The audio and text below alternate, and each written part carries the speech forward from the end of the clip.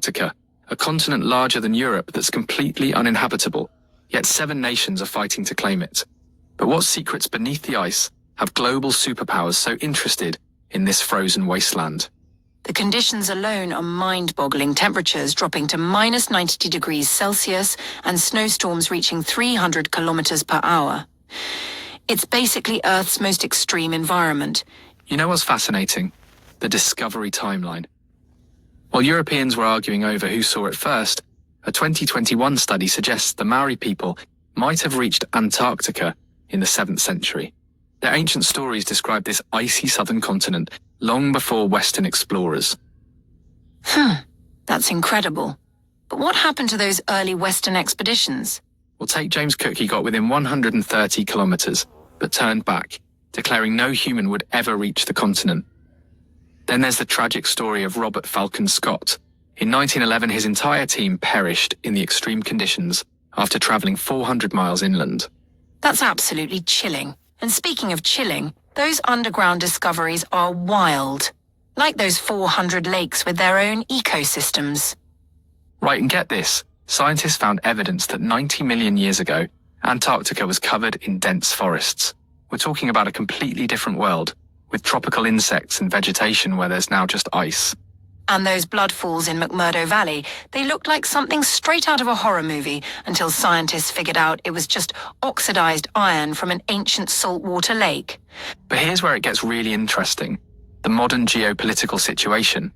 Everyone thinks countries are fighting over the 500 billion barrels of oil and gas reserves, but that's not the whole story. The real prize is those rare earth minerals, ohmium, praseodymium, terbium, and dysprosium. Oh, right, those are crucial for electronic devices and electric vehicles.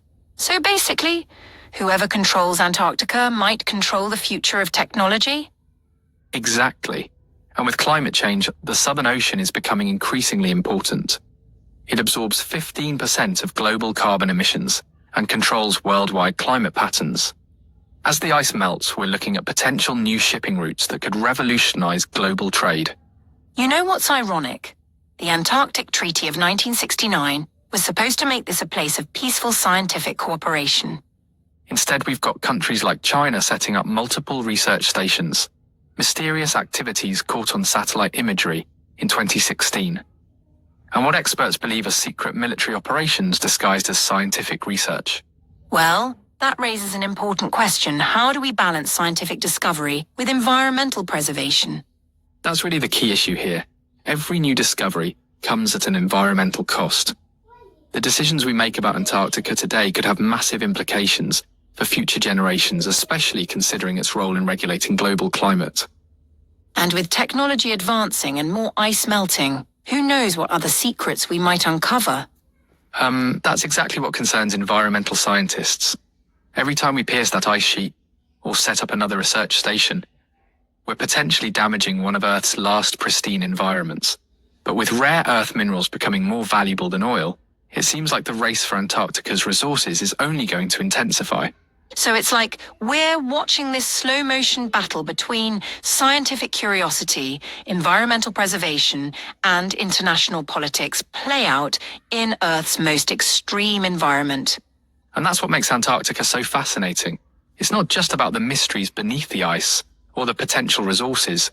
It's about humanity's ability to cooperate, our relationship with nature, and ultimately, our planet's future. The question is, will we learn from past mistakes, or are we doomed to repeat them in one of Earth's last untouched frontiers?